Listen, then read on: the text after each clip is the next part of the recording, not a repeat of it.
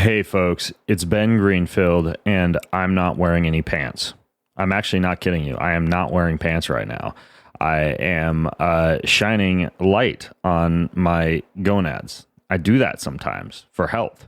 Look it up. There's actually health effects. I have a video out there about it. If you go to youtube.com/Ben Greenfield Fitness, there is a video there. Just do a search over there for Joovv, Joovv, and you'll see a rather entertaining video of me explaining why I'm not wearing any pants and shining lights at myself. Why am I telling you this? Because it actually is kind of relevant to today's podcast episode, in which I talk about ways that you can do things like enhance orgasms and libido and blood flow and pleasure, and not just that, but also growth hormone, insulin like growth factor, testosterone, hormones in women, these things called SARMs and peptides, and a whole lot more with Dr. Richard GAINS. Now, in addition, I want to tell you about a couple things. First of all, the Kickstarter campaign for my gratitude journal is going strong. Yes, it is a Christian gratitude journal, and yes, Christians can still care about things like the strength of your pelvic muscles and the quality of your orgasms. I'm all about that. I'm also all about waking up every single morning and naming one thing I'm grateful for, and naming one truth that I discovered in that morning's inspirational reading, and also naming not my me, and my I, and what can I accomplish today, and how good and how great and how wonderful am I, but instead, who's that one person that I can help, or that I can pray for, or that I can serve each day. That's exactly how I begin each day, and it's exactly how you can begin each day as well with this journal I created. I just shipped thousands of these over from getting printed overseas. They're these beautiful hardbound journals that I think you're absolutely going to love it. And you can support the entire campaign and the money that I'm pouring into getting this thing off the ground. If you just go to christiangratitude.com, tell your business colleagues, tell your church, your pastor, if you go to a church, any home group, study groups, your friends, Facebook, all the help I can get, I'll take. Go to christiangratitude.com. This podcast is brought to you by Bioptimizers. Bioptimizers makes this probiotic that's one of the most potent protein digesting probiotics in the world. It actually enhances the ability of digestive enzymes to be able to break down things like proteins so that you have more bioavailable amino acids for mental clarity and focus and neurotransmitters and, of course, your muscles. They combine the P3OM with this stuff called Masszymes, and so you get the digestive enzyme and the probiotic all in one fell swoop. You automatically get 10% off if you go to bengreenfieldfitness.com/biopt. That's bengreenfieldfitness.com/BIOPT. This podcast is also brought to you by my favorite mushrooms on the face of the planet. I'm not talking about the ones that grow out of cow pies. Can't talk about cow pies without a country accent, all right? Anyways, it's this company called Four Sigmatic. Let me tell you about one of their blends. It's a green coffee blend with chaga and maitake. Now, I'm getting on this big coffee and tea kick right now, where I'm pretty much doing any type of coffee or tea that's not plain coffee or tea. Like this morning, I had moringa tea mixed with matcha, and I actually frothed that over ice. And that was my morning tea beverage. Yesterday, I took coffee and I used this green coffee stuff with the chaga and the maitake, and I prepared that with hot water, but I've actually been using a temperature control that allows me to adjust the temperature of the coffee, because the temperature that you heat the coffee at affects the antioxidant activity. So I'm actually drinking my coffee at about 165 degrees Fahrenheit right now. I know, doesn't that sound anal? But I'm doing it. Anyways, this green coffee is extremely high in antioxidants. Chaga is fantastic for your immune system. Maitake is great for your liver, your blood sugar, longevity, a whole host of other factors. And you can get that along with any of my other favorite mushroom coffee and mushroom blends. And when you go to foursigmatic.com/Greenfield, coupon code BenGreenfield gets you 15% off. All right, let's go talk to Dick. In this episode of the Ben Greenfield Fitness Show, platelets themselves, these are cellular fragments that's in the bloodstream that help clotting. But when you isolate them and inject them, they release growth factors which stimulate tissue, which is a transforming growth factor, Insulin Like Growth Factor, brain-derived neurotactic factor. There's about 7 or 8 growth factors in these platelets.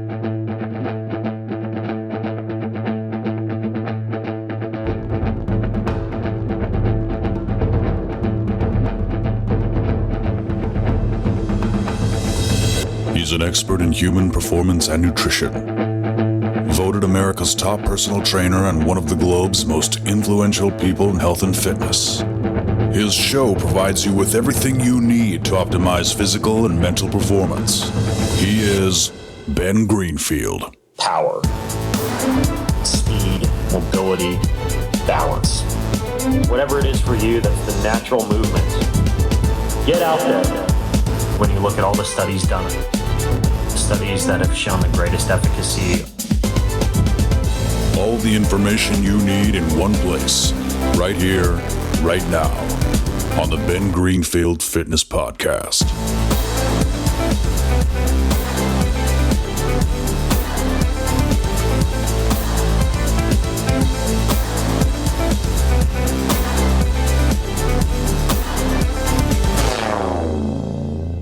Hey folks, what's up? It's Ben Greenfield, and in the podcast called, brace yourself, the non-pill natural alternative to Viagra that instantly fixes erectile dysfunction, boosts drive in men and women, enhances orgasms, and much more, I interviewed this guy named Dr. Richard GAINS. And in that show, we talked about how he uses something called Acoustic Sound Wave Therapy in men and in women to do things like enhance orgasms and libido and blood flow and size and sexual pleasure and a whole lot more. And you can go listen to that episode. If you go to bengreenfieldfitness.com/GAINSWave, that's bengreenfieldfitness.com/GAINS, just like it sounds, like gains. And then with the word wave, you can go and listen to that show. I'll link to it. But the fact is that Dr. GAINS actually does a lot more than that. He specializes in much more than just waving sound waves over one's gonads. And in today's show, I wanted to bring him back on to talk about things like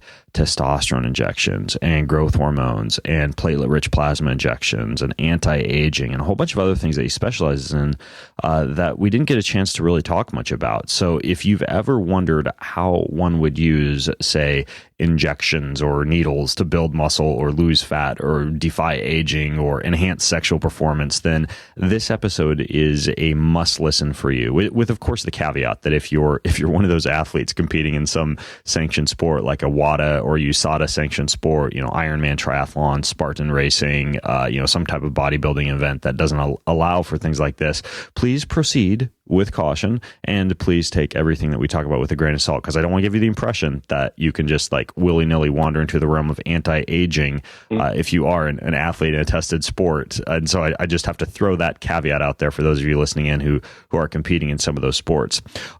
Anyways, though, Dr. GAINS himself, he's an MD. He's considered one of the nation's leading anti-aging practitioners because he's been doing this since the early 90s in terms of both hormone therapy and sexual wellness treatments. And he graduated himself from the Boston University School of Medicine in 1981, the year I was born. And then he obtained his fellowship at Harvard Medical School. And now he runs this anti-aging medical practice down in Hollywood, Florida, very near to Miami, where I flew into a few months ago to do his acoustic sound wave therapy on my gonads, which wound up being such a success for me. You may have read about it in Men's Health magazine and in Playboy and all over the internets. I kind of reported on my own happy results from those treatments, and I'm going to actually go back down there in August to do some more of these treatments that we're going to talk about today, like the P shot and PRP and some of these other kind of fringe things that one can do to engage in just a bit of better living or better pleasure through science. So Dr. GAINS is a pretty big wealth of knowledge on all this stuff, and we're lucky to have him back on the show. So Dr. GAINS, welcome back. Hey, Ben, thanks a lot. It's great to be back with you. By the way, I started my business in Hollywood, Florida, but I don't want you flying back there because we're located in Aventura, where you were before. Aventura is actually North Miami Beach. Oh, yeah. Yeah, that's right. I guess. Well, when I came down, did you guys move to a new clinic? Because I know you're building like a fancy new clinic. We are. It's going to be across the street, but the Aventura, when I got very big, I moved from Hollywood into Aventura, where you were the first time you came down. Okay. So that's where we are, and we are moving even from there because we've grown so much. We bought a floor of the new building. Okay. Got it. Now, one other quick question before we dive in. Do you get much flack for being named Dr. Richard Gaines, a.k.a. Dick Gaines, with what you do? You know what's interesting is that, no, I haven't, but it's a great idea that you came up with. I'm really the first person who's ever given you flack for that? It's true. You are the first who's actually put it down in writing. And I think it's a great thing. It might be a great thing. Who knows? I think it's great. Remember when I was a kid, somebody called me Dick once, and I never liked it, so I've always gone by Rich.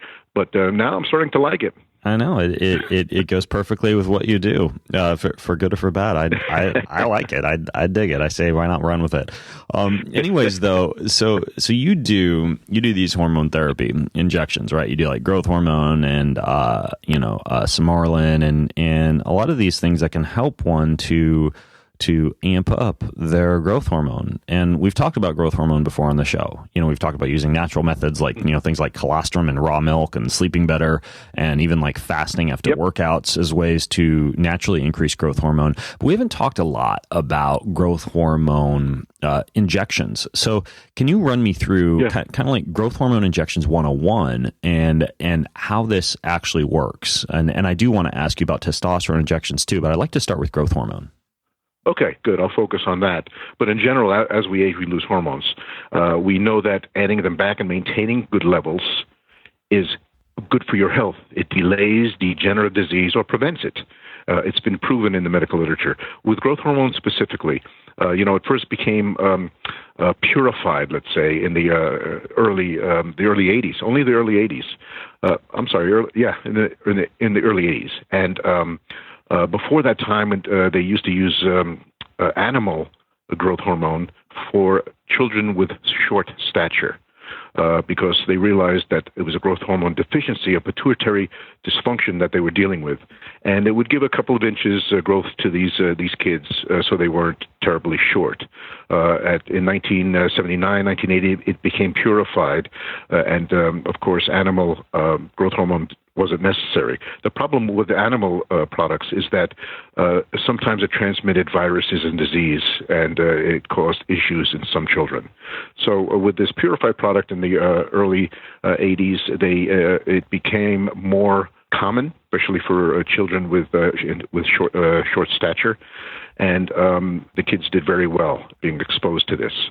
Also, it became lumped in with the Controlled Substances Abuse Act because it became very popular for bodybuilding, and it's one of the only hormones or medications on formulary that has to be prescribed specifically for growth hormone deficiency. Now, there is deficiency in kids, deficiency in adults, and there are some diseases it's approved for, but it's very, very specific, unlike any other medication on formulary, which can be used off-label, in quotes.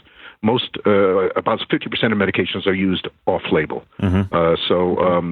Because we know it works, it's just that the drug companies who make them have to get approved for one of the known uses because it's so expensive with the FDA approval process. But anyway, with growth hormone, if one is deficient, it's very beneficial to replace it, and it's a bioidentical atom per atom, the same hormone that we have in our bodies throughout our life. So when you say it's identical, like atom for atom, I assume that's what bioidentical means. But how is it actually? Yes. So is it extracted from an animal source prior to being injected into one's body, or is this synthesized in a laboratory setting? Very good question. It actually is synthesized. Now, that doesn't mean it's not bioidentical. The body looks at it, sees it. They know it's the same hormone that's made in the pituitary gland, and they treat it in the same way. The body treats it in the same way. It's actually there's a science called DNA recombinant technology that's really brought growth hormone to a level where it became popular and safe. And that was again in the early 80s. They actually took a bacteria, and by genetic engineering, they taught this bacteria how to make growth hormone, and it's generated in the lab that way. Fascinating. Now there are other different techniques now, but generally this recombinant technology made it very safe and made it bioidentical, so that it could be taken by anybody who has a deficiency. Now, when the bacteria are making these growth hormones, they're then extracted, and I assume you bottle these up, and prior to being injected, or is anything else done to them? Or I mean, like the bacteria produce the growth hormone, and then you would prescribe it to a client to use, and it's just as simple as that. Yeah, well, of course, it's a whole laboratory process. They don't inject bacteria, but the bacteria extrude this protein, 191 amino acids, which form in a certain sequence, which forms the growth hormone. Of course, because it's in a certain sequence, it folds in a proper way, and they isolate it and purify this, and that's how growth hormone is delivered. Fascinating. Now, when I've seen growth hormone, I see it under labels like sermorelin is one popular one, SERMORLIN, something like that. So why don't they just call it growth hormone on the label? Well, it's interesting because there are some vitamins that have growth hormone secretagogues, things that help a human secrete a growth hormone from the brain, and that's the amino acids like ornithine, glycine, and lysine. But I've seen it on these vitamin packages saying this is growth hormone, which is totally false. It isn't growth hormone. It's actually amino acids. The sermorelin, it is a hormone. It's a copy of a hormone called growth hormone secreting hormone. Now, that is a hormone that the body makes in the hypothalamus, which is a part of the brain, which then stimulates the pituitary to make growth hormone. Okay. It seems very complicated, but there's feedback and there's negative feedback mechanisms involved. But growth hormone releasing hormone actually is a more natural way of producing one's own growth hormone. So in other words, in younger patients, if I were to have a 30-year-old man come in and he has, of course, hypogonadism for some reason, which happens, and low growth hormone, I may try to use sermorelin first because younger patients respond to it better. They have younger pituitaries, and they stimulate the cells in the pituitary to make growth hormone. Now, older patients over 50, 60 respond to sermorelin less well, or growth hormone releasing hormone less well. And they would mainly from the replacement and the use of growth hormone itself. Interesting. Okay, so what that basically means is you kind of have two options to increase your levels of growth hormone. One would be via the use of this growth hormone releasing hormone, something like sermorelin, to induce your body's own production, your own natural production of growth hormone. And this would be like in a younger individual, a better choice. But if you're older and your pituitary gland is losing its ability to produce as much growth hormone as it would normally, and you want to engage in this concept of better living through science, then you could do something like use this growth hormone that's produced by the bacteria that you alluded to in like a laboratory setting. Exactly. And I can tell you that this is my outlook on every hormone. First of all, we try to be proactive, preventive. We try to have our organs make these hormones for as long as possible. And I encourage good lifestyle, et cetera, et cetera. There are a few ways I can stimulate production of hormone. And if I can't get all the way there, I would add back the hormone itself. So it's always a combination of stimulating either the pituitary gland or the genitals, or the testes, or even the pancreas to do what it's supposed to be doing, or adding the hormone back. Now, when someone's using something like growth hormone releasing hormone, this sermorelin, are there other compounds that typically would go along with that you take at the same time as like a GHRH, or is it typically something that you're able to just use all on its own? Well, when you talk about the peptides GHRH and GHRH2 and 6, these are actually peptides, which a peptide, by the way, being just like a string of amino acids, correct? That's it. That's all that growth hormone is. Honestly, it's not a steroid hormone, and it got lumped in with the Steroid Abuse Act, the Controlled Substance Abuse Act, with the anabolic steroids. It is not an anabolic steroid. It actually is a protein, like you said, a string of amino acids. Why would it get lumped in with something like testosterone then, like a steroid? Because bodybuilders were abusing chemical anabolics, like Winstrol and stanozol. Well, that's stanozolol, and all these chemical anabolics that were developed in Germany, and of course they work, but they have a lot of downside. And so they were then controlled and made class 1, and you can't even prescribe it honestly legally in this country. But it got growth hormone got lumped in there for abuse purposes. You cannot abuse growth hormone. It has to be used on label. Okay, got it. So you could take a GHRH or growth hormone on its own without needing to do things like extra, like when one takes steroids, and I actually want to talk to you a little bit about this, like the use of testosterone, the safe use of testosterone. You need to take things like, Sure. In many cases, like aromatase inhibitors to keep it from getting converted into estrogens, and cycle on and off it and those type of things. So with growth hormone, is it really as simple as just literally getting your hands on growth hormone or growth hormone releasing hormone and simply administering on a daily basis with nothing else to go along with it? No, I do recommend that, of course, you're being followed and monitored because, honestly, higher levels of growth hormone or IGF-1, which is made in the liver, in response to levels of growth hormone, can really cause overgrowth of certain things. In other words, you like acromegalics have a tumor that produces growth hormone. They are very tall. They're over 6'5", and they're very big, muscular. They have their front teeth spread up. These are some signs that there's higher, very, very high levels of growth hormone. I'm talking about 10 times the normal amount in a right, the stereotypical caveman look that you see a lot of football players and bodybuilders get, like with the big eyebrows. So that's typically a sign that someone is on massive amounts of typically growth hormone and also in many cases testosterone, correct? Yeah, you sort of can pick them out. What's interesting is these acromegalics, and it's not talked about, but these acromegalics, there's been large studies on them. They do not have any increased incidence of cancer. Okay, so there is not one study anywhere that shows growth hormone, which unfortunately is growth. It should be called human repair hormone. There's not one study showing that it causes human cancer.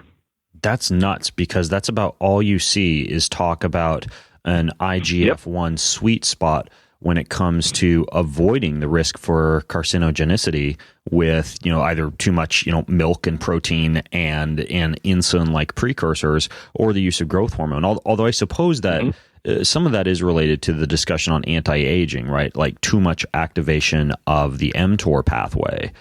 Potentially, causing a state of like an increased rate at which telomeres would shorten. Now, you're saying there's no studies that show an increased risk of cancer, but what about that aging argument that one could excessively age if you were in too anabolic a state? There is some experimental evidence to that effect. I happen to agree with it.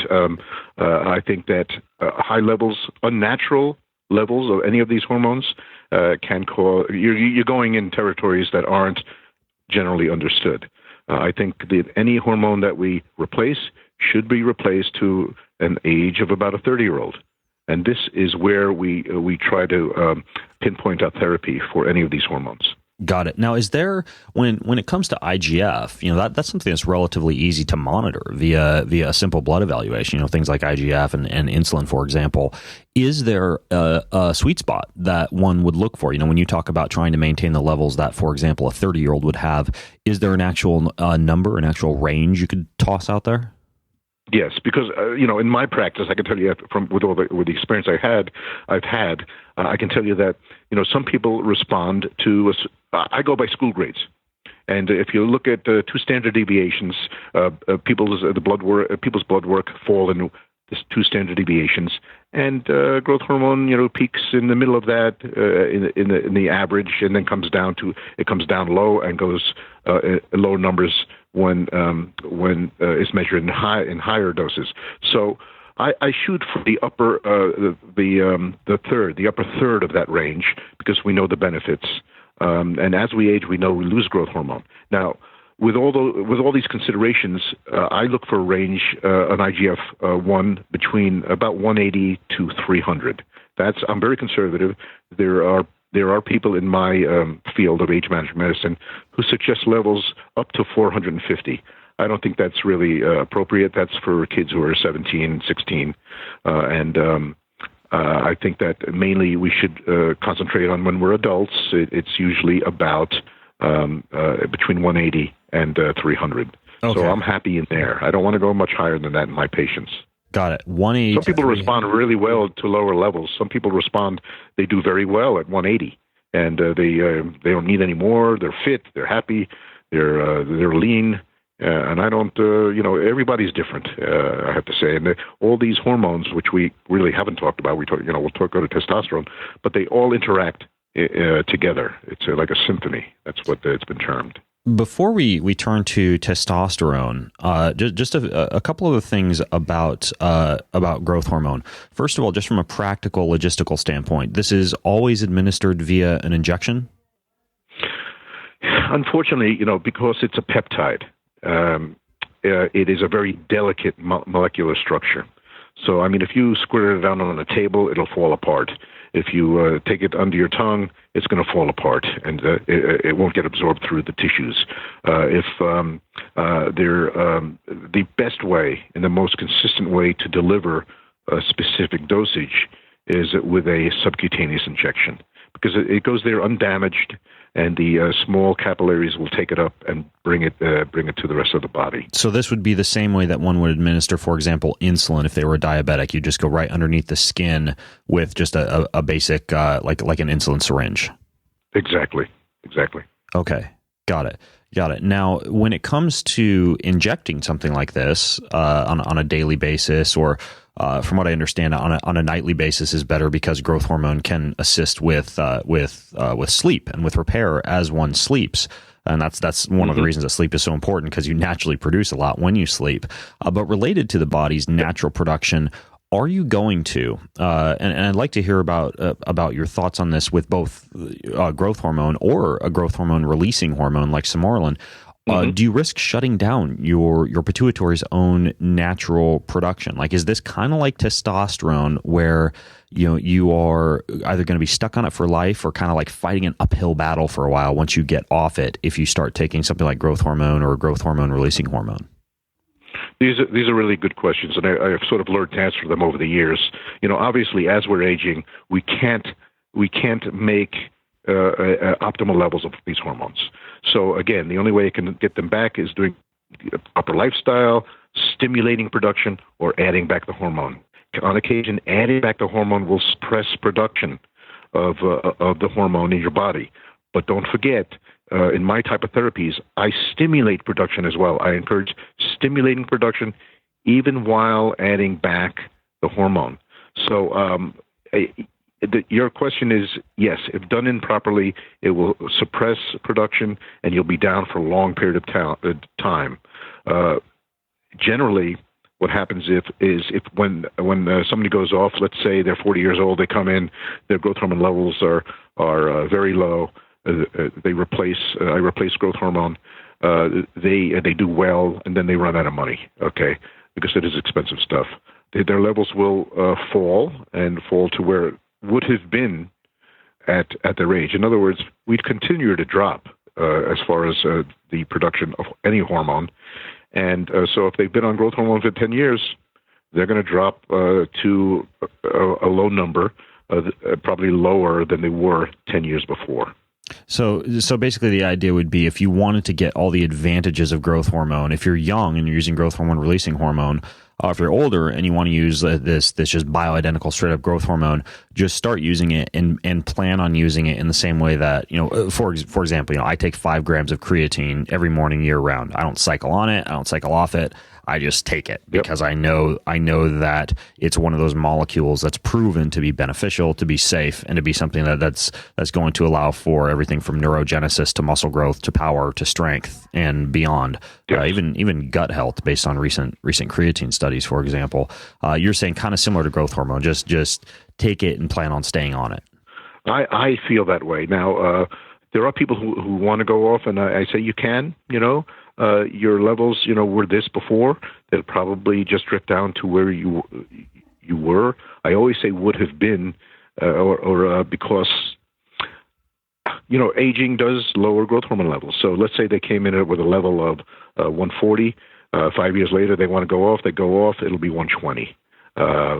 Usually. So there is a suppression that goes on, but aging does continue. So you have to calculate that in. Got it. Okay. Now, how about let's turn to testosterone, because I know you do a lot of work in testosterone therapy, and I've talked to different folks, MMA fighters, et cetera, on the podcast before about testosterone. And, the fact that it's pretty well known out there that if you start taking it, there is some evidence that kind of similar to the discussion that we just had, that it can kind of shut down the body's own natural production of testosterone if you take it, high amounts, long term, that type of thing. Now you mentioned with growth hormone that you would take it kind of on its own, that it would be okay to take on its own. With something like testosterone, are you administering, or do you recommend taking things along with testosterone? If we're going to do, say, like a testosterone injection to actually mitigate some of the side effects of testosterone, or allow one to maintain one's own natural production to a certain extent? Like, what are kind of the best practices that you engage in when you're recommending something like testosterone? Yes, I certainly do. And just before I get to testosterone, as far as growth hormone, I sometimes recommend growth hormone in the morning, sermorelin in the evening. And you can see my reasoning. Oh, interesting. In the evening, you want bigger spikes of growth hormone during good dream state. It shall be called human repair hormone. We do a lot of repairing when we're sleeping, and it's very important.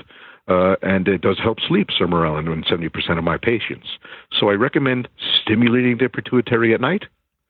In the morning, then taking a dose of growth hormone. So it is similar to what I recommend for any hormone. And talking about testosterone, I recommend taking testosterone if you need it, but stimulating production as well. Everybody knows that when you take when you're on testosterone, your balls shrink. Okay, we know that they're not being stimulated. They're not being stimulated because there's a hormone called luteinizing hormone from the pituitary that is produced, and it stops production because in a 40-year-old, the pituitary is looking for a 40-year-old level of testosterone. It's actually tasting the blood. This is the way I look at it. It's tasting and sampling the bloodstream. If you're taking testosterone goes up. The pituitary realizes that, hey, this is a high level of testosterone.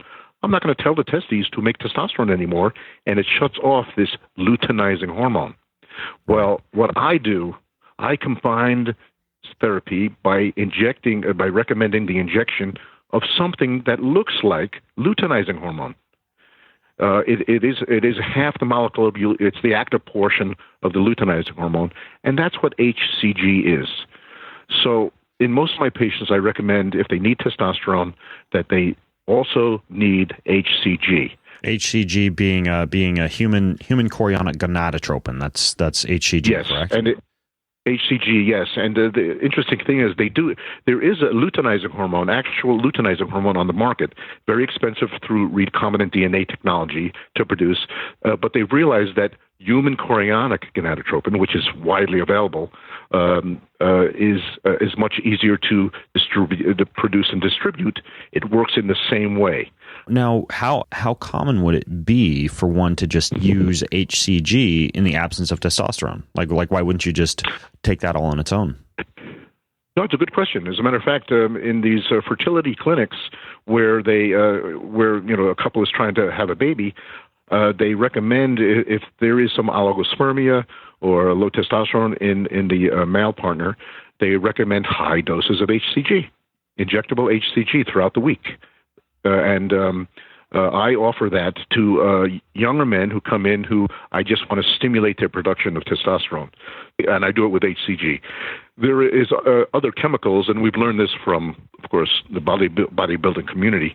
There are other chemicals that stimulate indirectly the production of testosterone from the testes, and one of them, I'm sure you know, is called clomiphene. Mm-hmm. But that's, it's a medication. I'm not crazy about it. And there's neuro-ophthalmologic symptoms that develop. That's Clomid, right? Clomid, correct. There's it's a drug, so there are side effects. The body really doesn't recognize it as a bioidentical hormone. There are some certain side effects, but it does work. And I offer sometimes this is called stimulation therapy.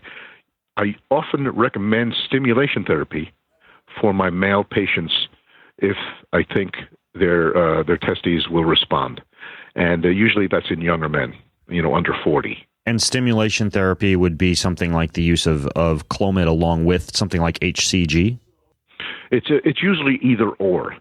Okay, so if they can take little injections, I'd recommend the HCG because I like it better. It's more bioidentical. It's just an analog of luteinizing hormone, whereas Clomid is really an anti-estrogen type thing that we have to take, but that's oral. So if they can take injections, I recommend the HCG. That's stimulation therapy. Yep.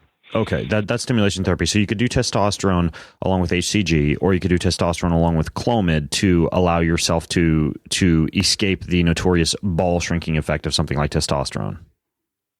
Yes. Okay. Yes, but I prefer HCG, as I told you. Yeah. Interesting.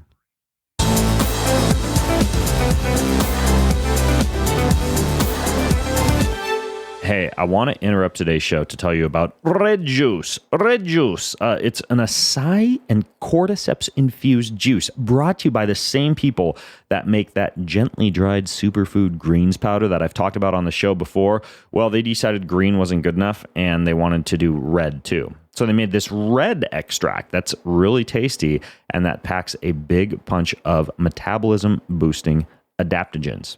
Cordyceps, Siberian ginseng, if I can say that, reishi mushroom, and rhodiola mixed with red pigmented plants. Think skin health, think beauty, think blood flow, and even think, yes, relevant to today's show, sexual performance when you think about red stuff. So acai, beet, pomegranate, cranberry, raspberry, blueberry, strawberry, and the adaptogens, a perfect little blend, whether you want to get it on or whether you want to go pump iron and do some concentration curls. Either way, you can get this stuff over at bengreenfieldfitness.com/Organifi. That's bengreenfieldfitness.com/Organifi and use discount code BEN to get 20% off your entire order. And then this show is brought to you also by something that you can sleep on or do other things on if you're paying attention to today's show. It is a mattress, but it is a mattress that you get at a very fair price. I have one in my home.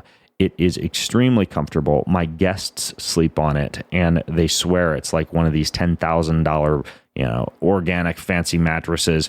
And I have nothing against big fancy organic mattresses, but I also love this idea of getting a mattress that eliminates commission-driven inflated prices, has an award-winning sleep surface, a sleek design, gets delivered in this tiny little how-did-they-do-it size box, has adaptive pillows and soft breathable sheets, and all these other features that help you to sleep cool and regulate your temperature during the night. Good sink, good bounce in case you like to bounce on your bed, free shipping and free returns to US and Canada. You get to try it 100 nights, risk-free, in your own home. If you don't love it, they pick it up. They refund you everything. And it's called a Casper. Casper mattress. Visit casper.com/Ben and use promo code Ben to save $50 off your purchase of any Casper mattress. That's casper.com/Ben and use promo code Ben to save $50. Enjoy that good night of sleep or whatever else you decide to do on your mattress.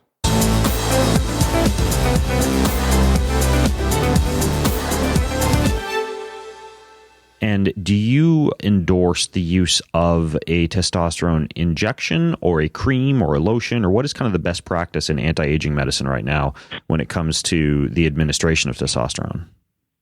Yeah, well, that's a good question, and I've come along I've learned a lot from my patients. I learn every day from my patients, but I can tell you that I know that it's so important to have your hormones in a school grade of an A or B to prevent degenerative disease like Alzheimer's, osteoporosis, and diabetes, and frailty and fractured hips. I know it's so important, and even cancer is on the list, but I know it's so important that I will do whatever it takes to get their hormone levels back. So if a patient can tolerate creams, if it's females tolerate creams much better, but men, it's twice a day, every day. You have to smear this stuff on the inside of your thigh or on your leg or shoulder, but generally, it's a pain in the neck. But there are men who are so afraid of needles once a week that I recommend this cream twice a day.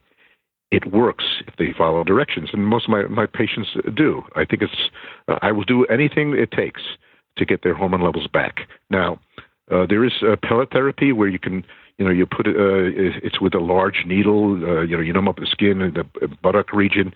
With a large needle, you go under the skin, you tunnel under the skin, and you put in pellets, testosterone pellets. For females, you can do testosterone and estrogen. You can actually put an estrogen blocker in the men as well. But generally, this is a one-way street. And then this is an actual pellet that dissolves over a long period of time? Yes, it's compressed under thousands of pounds of pressure, and it's designed to release a small amount of testosterone every time the heart beats. It's like licking the pellet with every heartbeat. It seems as though when it comes to when you see folks like Peter Diamandis, for example, getting implants that self-quantify things like blood glucose and number of steps taken, and I'm reading a book called Beyond Human right now, right, which talks about how you could, for example, get like a pacemaker for the brain that would enhance one's memory, or you could get like a pacemaker for hormones that would automatically detect one's hormonal status and allow for the automatic release of the hormones that you need. How close, like for you being in anti-aging medicine, how close are we to tying something like that to technology, to where you could automatically detect blood levels of something like testosterone, for example, and then have something like that pellet, be released accordingly? Generally how these things work in the body with negative feedback loops or positive feedback loops, and physiologically we sort of know. I think it would be pretty straightforward to design a computer when we get advanced enough to make it small enough to be placed in the body, and it would regulate hormone status. Now, what's the fellow's name? Ray Kurzweil. Mm-hmm. He's very big on nanotechnology, and he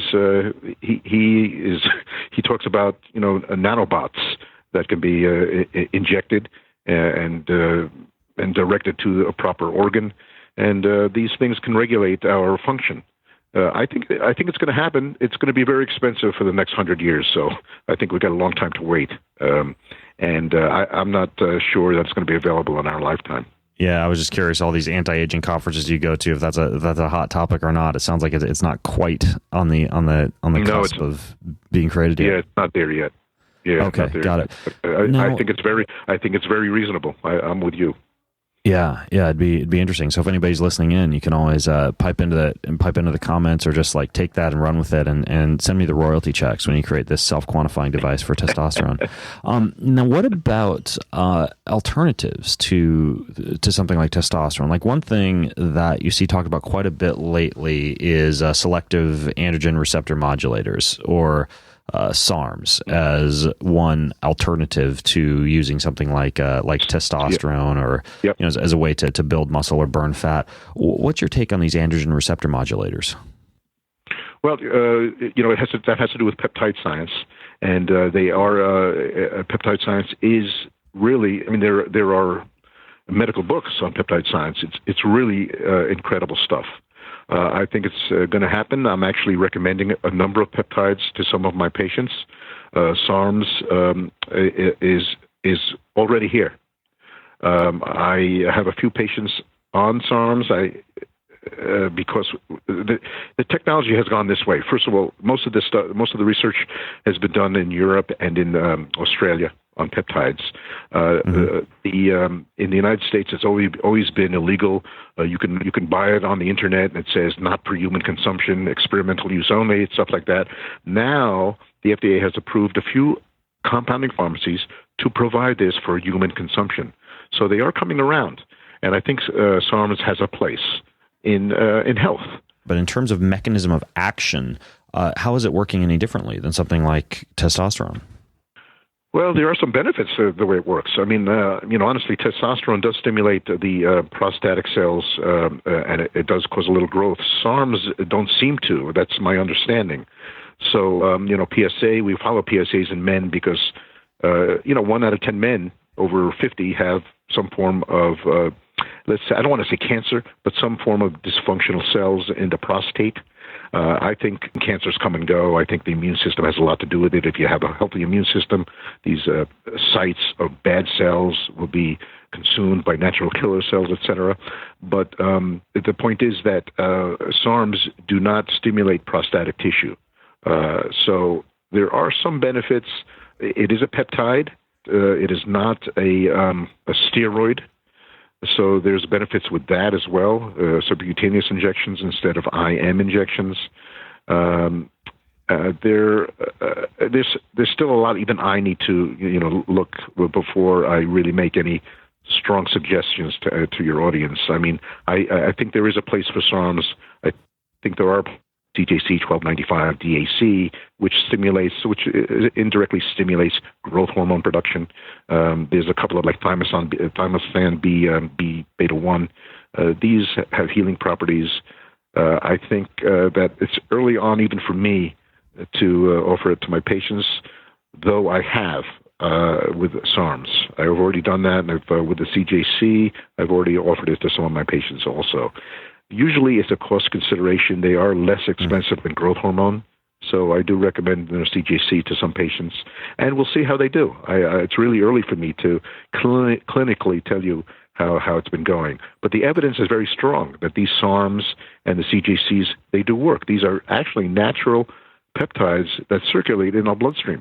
I've written a couple of articles on them, and I'll link to, if you guys go to bengreenfieldfitness.com/GAINSWave, I'll link to a couple of my SARMs articles that I've written. But yeah, my understanding is there's a little bit less of a concern of some amount of aromatization or conversion to estrogen or dihydrotestosterone or DHT, that notorious I'm going bald steroid, with similar effects in terms of like libido and strength gains and fat loss. But of course, there's no injections. SARMs are just like an oral, like a sublingual kind of liquid. And I believe there's not quite as much of an issue with the liver, although I think the liver issues would be if one were using very, very large amounts of testosterone. Is that correct? Like is there much harsh liver toxicity with like normal testosterone use? The only testosterone that really affects liver is first pass liver effect if you take it orally. Now, SARMs, I misspoke before. SARMs can be taken orally, and it doesn't have, not that I know of, any liver toxicity. Oral testosterone, though, does have liver toxicity. Okay, got it. But if you were doing like a testosterone injection, it would not be something that would have to be processed by the liver. No, not at all. Okay, got it. Now, we talked about growth hormones, and we talked about SARMs and some of these growth hormone releasing hormones, a little bit about testosterone, and also about how to keep one's balls from shrinking or to induce the release of luteinizing hormone with something like Clomid or HCG. Yep. But just like delving straight into the sexual performance side of things, which I know that's one thing that you and a lot of these clinics that you guys have around the country that you're actually able to do. We've talked a lot about sound wave therapy in our previous podcast, and my own interesting yet quite pleasurable results from doing your acoustic sound wave therapy treatment. That's this GAINSWave treatment. But tell me about these shots. There's been some talk in the biohacking sector about, for example, injecting one's gonads with stem cells. And I know you do something kind of similar for men and women. But from what I understand, you do something a bit different in terms of this thing called a P shot and an O shot. Can you go into what those are and how those work? Yeah, it's been described for about since 2008 or so that this has been going on. Now, this is injections of platelet-rich plasma. Platelet-rich plasma is basically taking someone's blood, whole blood. You take a sample out, you spin it in a special centrifuge, you withdraw a certain layer of that centrifuge substance, and in that layer is a high concentration of platelets. Now, platelets themselves, these are cellular fragments that's in the bloodstream and help clotting. When you isolate them and inject them, they release growth factors which stimulate tissue, which is transforming growth factor, insulin like growth factor, brain-derived neurotactic factor. There's about 7 or 8 growth factors in these platelets because they help in healing. Platelets help in healing, so they carry this around. And if the platelets are spun properly and injected, they stimulate tissue growth and tissue rejuvenation, collagen deposition, collagen reformation, neovascularization, which is a new vessel growth, and even some nerve tissue growth. It's been shown. This is a science that's developed over the last 30 years. It's been used for 30 years, and now it's been used in orthopedics, injecting it in joints, injecting it in wounds, in infections, and so it's nothing that's really new. There are 3,000 or 4,000 studies on PRP alone. You can go to Google and type PRP in any part of the body you want to. PRP in finger, PRP in ear. You'll see it in there, and PRP in pancreas. Oh yeah, I mean, I won't deny that there's a ton of evidence out there for it. As a matter of fact, I don't think I told you this, but when I was a personal trainer, one of the things that I was known for, and I think one of the reasons that I got thrust into the limelight early in my career as a personal trainer, or not early in my career, but after busting my ass for about a decade in personal training, was I would use like high-speed video cameras for gait analysis and biomechanical analysis, and I did a lot of indirect and calorimetry for VO2 max and metabolic rate measurements, and I did a lot of blood and biomarker measurements way back when nobody was really doing those, because I partnered up with physicians in my personal training studio, and we had a physician's clinic right there that would do these protocols, and we did EKGs, we did all manner of different kind of like high tech cutting edge procedures that nobody else was doing in a freaking gym setting. And one of the things that I had there was I purchased like I spent $12,000 on a Med Graphics VO2 analyzing unit, and I purchased I think it was about $10,000 to $12,000 at the time, centrifuge and a platelet rich plasma injection unit, because I had a doctor right there. And so when I had clients who would come down with joint issues, we were doing injections right there in my personal training studio. And so I was familiar with PRP a decade ago, and part of that was because I was in a hip and knee surgical sales for a short stint after college, and I was aware of its utility when we would inject these into patients who were doing hip and knee surgeries to enhance the healing post surgery. Sure. But I guess my big question is, how does this work? Are you actually just like injecting straight into the genitals? I mean, how does that actually work? It seems like it would really hurt, basically, is what I'm saying. Yeah. By the way, there's a difference between genitals and gonads. You were referring to gonads. With sound wave therapy, we sort of avoid the gonads. Those are actually the testicles and the ovaries. Right, I mean, like the testicles and the ovaries. Genitals are more like the penis and areas around that area. That's where we concentrate. We sort of avoid that area because it's sensitive, first of all, and sound waves haven't proven very beneficial for testes. But as far as the genitals go, there's a guy named Runels, and it's Dr. Runels. In 2008, he injected his own penis for some reason with PRP. He noticed benefits in himself. He then offered it to his patients. He noticed that they got effects. He went on the lecture circuit. It became very popular. I remember going to one of his first lectures and having all these physicians around him afterwards. So we know that sexual energy and intimacy is a very important topic. I realized it then, and I went for training with Dr. Rennells. And yes, you actually take the PRP and you do inject it into the shaft of the penis in very strategic locations. So it's about 5 injections. Now, I would assume that for both men and for women, there's some sort of a numbing cream involved. Yeah, and as a matter of fact, I don't even like the word pee shot. I think it's ridiculous. Who wants a shot in the pee? Right. So, but people go for it because it does have good benefits. Yes, they do. They put on a cream. It has tetracaine, lidocaine, benzocaine. These are topical numbing medicines. And when you put this cream on, it numbs up the surface pretty good. But it's still, you can still feel a little pinch and then, sometimes a little pressure and burning. I'm not crazy about it. Because in my previous life I was an anesthesiologist, I said there must be a better way. I looked up the anatomy. I found out that I could see that the dorsal penile nerves are in a potential space, and as anesthesiologists, we inject potential spaces because those potential spaces have nerves running through it.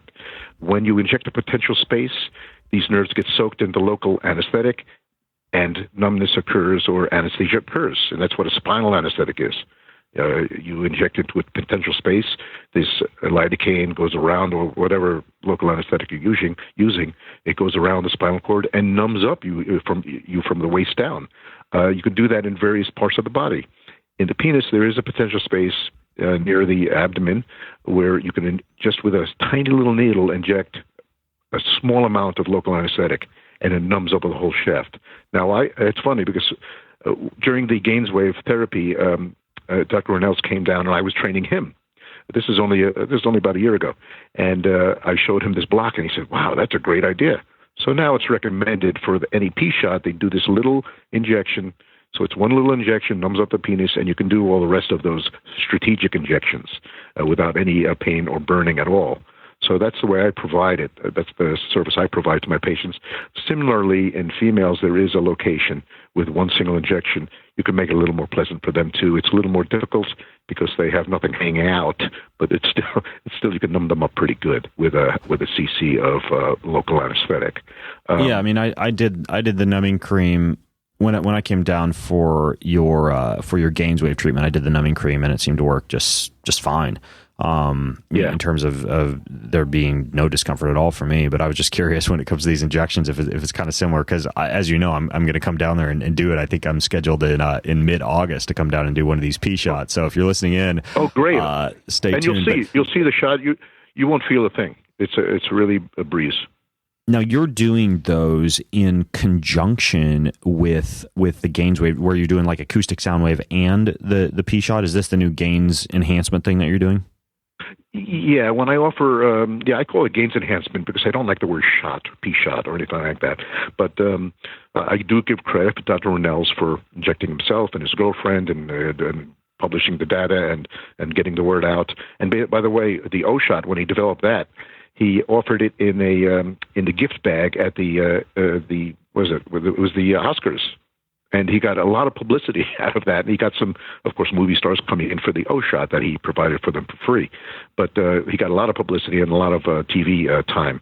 And that was about 5-6 years ago. But I do when I offer a pee shot or GAINS enhancement, it does have the GAINSWave therapy just before the injection of PRP.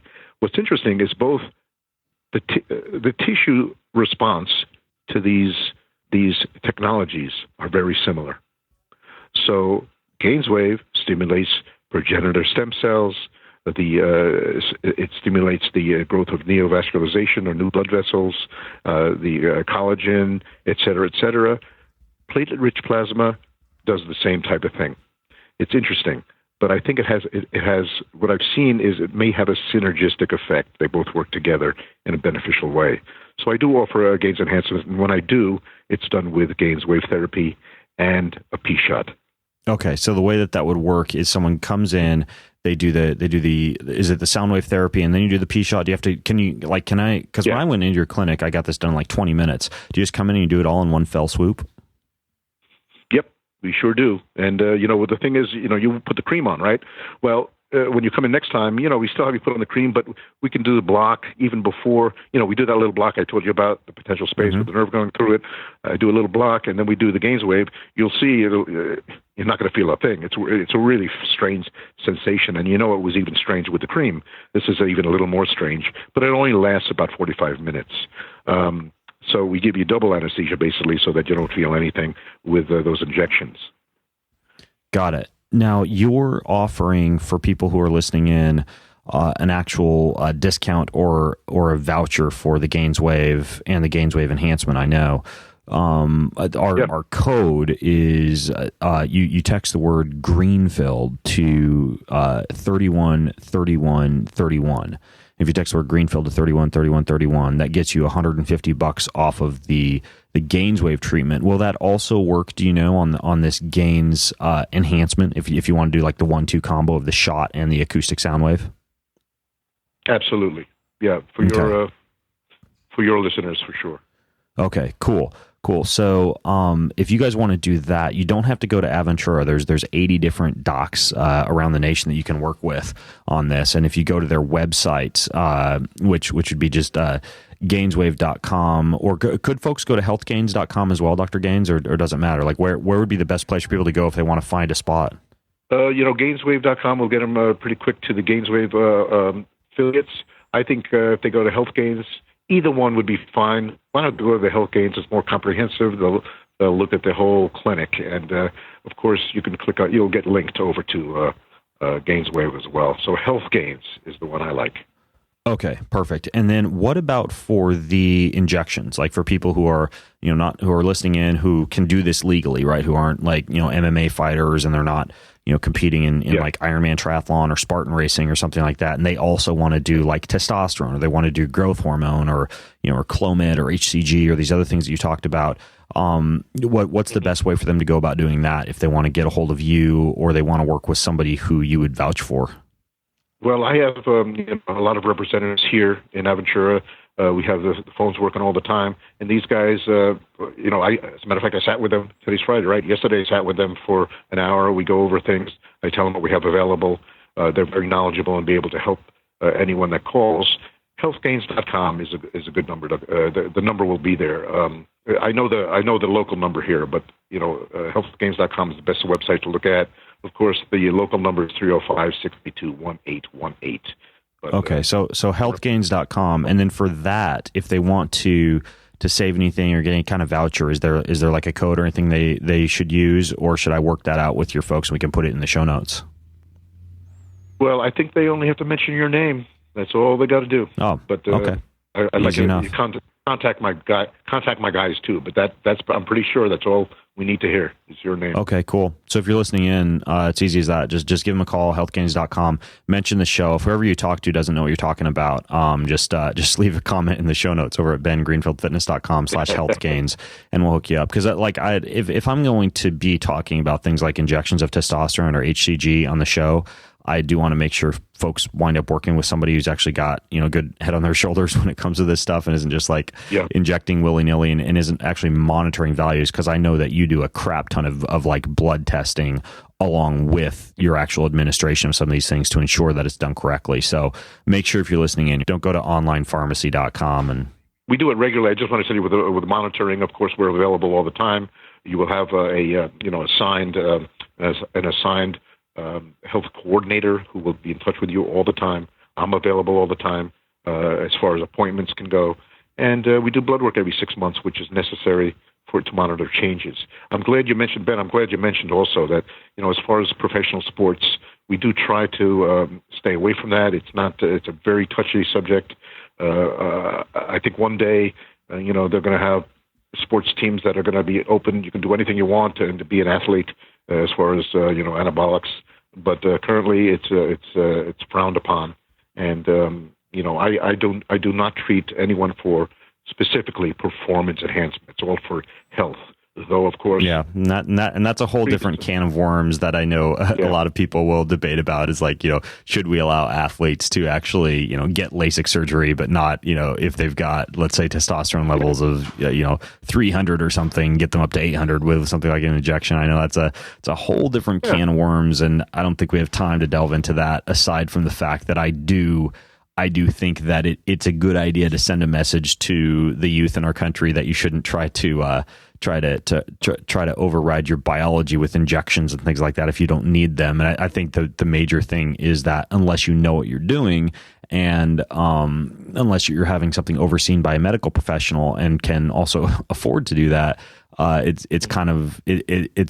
playing with your body's chemistry set in a way that could be potentially dangerous. So I do appreciate the fact that there are people out there trying to watch the backs of, especially like, I think a big part of it is, young baseball players who are, let's say, 13 years old, looking up to their favorite guy in the MLB. And if they know that guy's jacked to the gills, thinking about doing that themselves when they're in freaking high school. I mean, like, that's my main concern is honestly, as dumb as it may sound, kids and youth getting influenced by what people in professional sports are doing, which is, I think, a perfect argument for being very careful with this when it comes to regulation at the sporting level. So again, whole different can of worms, but definitely I want to make sure that folks know that I do not endorse this being done if you're in a sanctioned sport. So all that being said, HealthGAINS.com is the website.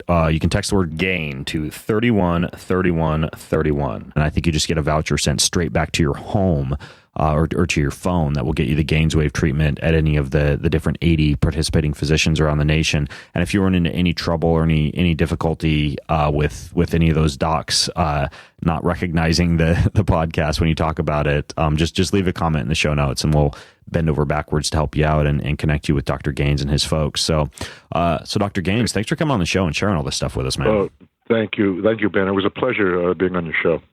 All right, folks. Well, I'm Ben Greenfield, along with Dr. Richard Gaines from bengreenfieldfitness.com, signing out. Check out the show notes, bengreenfieldfitness.com/GAINSWave, for all the goodness, as well as the previous podcast episode that I did with Dr. Richard Gaines about the whole sound wave therapy thing, because we took a deep dive into that in our other episode. So thanks for listening in, and have a healthy week. You've been listening to the Ben Greenfield Fitness Podcast.